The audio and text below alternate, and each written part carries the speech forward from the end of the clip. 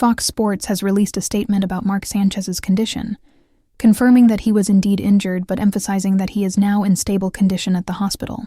The network wrote, "We are deeply grateful to the medical team for their exceptional care and support.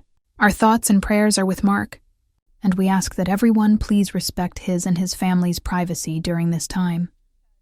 The words came with a tone of both relief and concern, a measured acknowledgement that while the situation was dire, there was still hope, still a heartbeat, still a chance for recovery.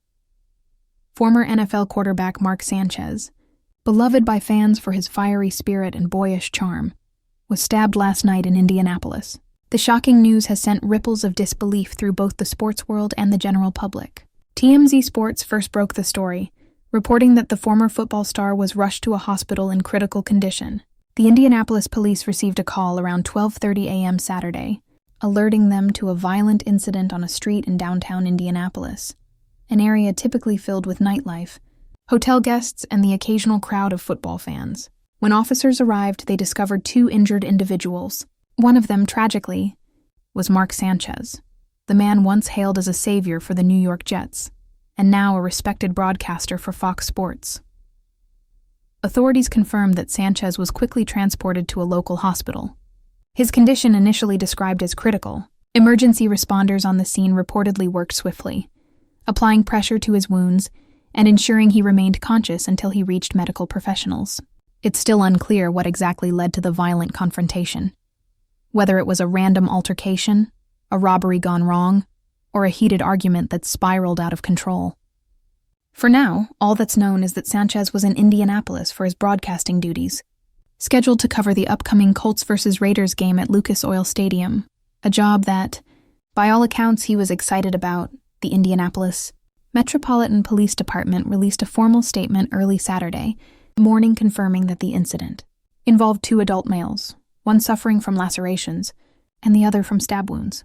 They added that both individuals have been identified and that, at this point, investigators believe the situation was isolated, not a random act of violence. This detail has sparked both relief and curiosity. If it wasn't random, what really happened that night? Who was the other man? Were they acquaintances, strangers, or colleagues? So far, the police have remained tight-lipped, asking for patience as they piece together what led to the chaos that left one of football's most recognizable faces fighting for his life.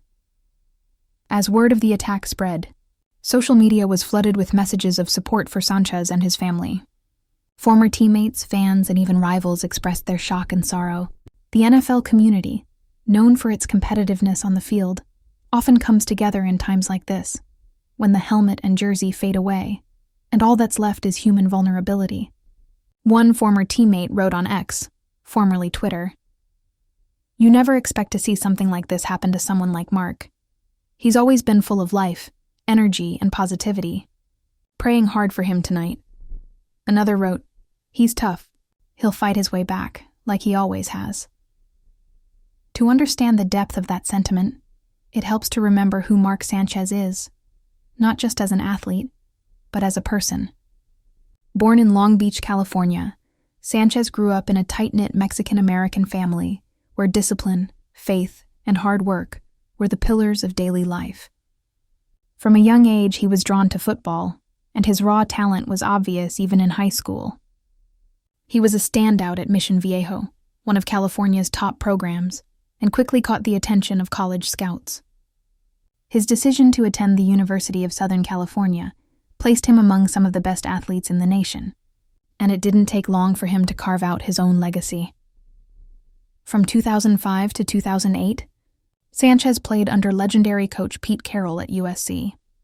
Those years were marked by high expectations, enormous pressure, and an atmosphere that bordered on mythic. USC wasn't just a college team, it was a powerhouse, a breeding ground for NFL stars.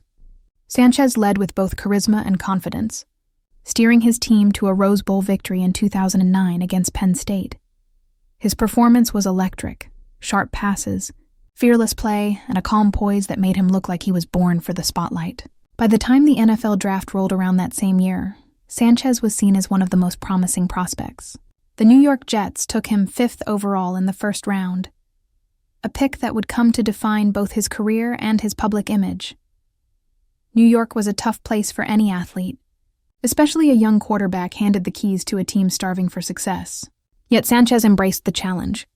In his rookie season, he led the Jets to the AFC Championship game, something almost no one expected.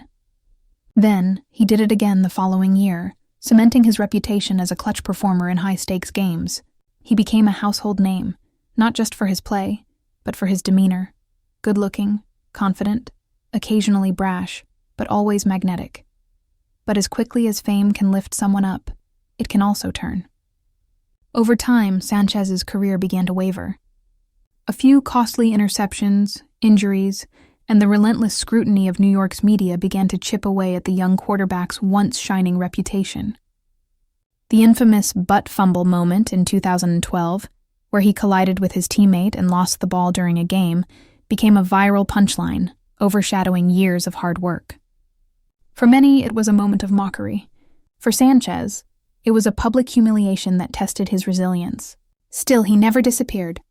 He kept fighting, moving from team to team, the Eagles, Broncos, Cowboys, Bears, and Redskins, bringing his experience and leadership wherever he went. By the time he retired, Sanchez had spent a full decade in the league. 10 years of hits, triumphs, mistakes, and lessons. For most athletes, that's a lifetime of highs and lows packed into a single career. What separated Sanchez was his attitude. He wasn't bitter, nor did he cling to what could have been. Instead, he transitioned gracefully into broadcasting, joining Fox Sports as an analyst. There, he found a new rhythm, still surrounded by football, still connected to the game that shaped him, but from a different perspective.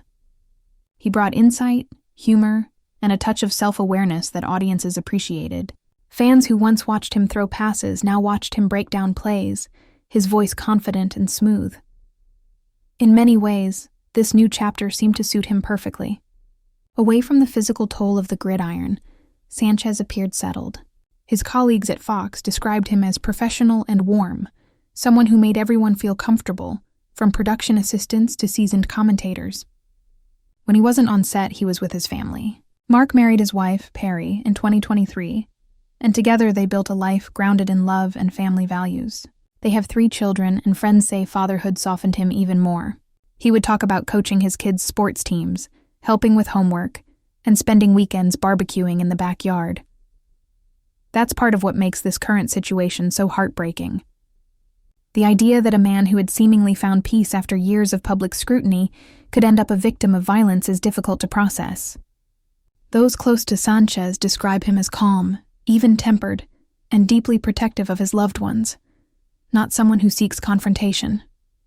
So what could have possibly happened that night in Indianapolis? The police haven't disclosed much, but speculation has been rampant. Some witnesses claim to have seen a heated exchange outside a restaurant shortly before the incident. Others say they only heard shouting and chaos before officers arrived. Whatever the truth is, one thing is clear. A peaceful evening turned tragic in a matter of seconds. As of now, Sanchez remains hospitalized. Sources close to the family say that while his condition has stabilized, he has undergone surgery for his injuries and remains under close observation. The hospital has implemented strict privacy measures, allowing only family members and approved personnel to visit. Those who know Mark best say he's strong, physically and mentally, and that if anyone can recover from something like this, it's him.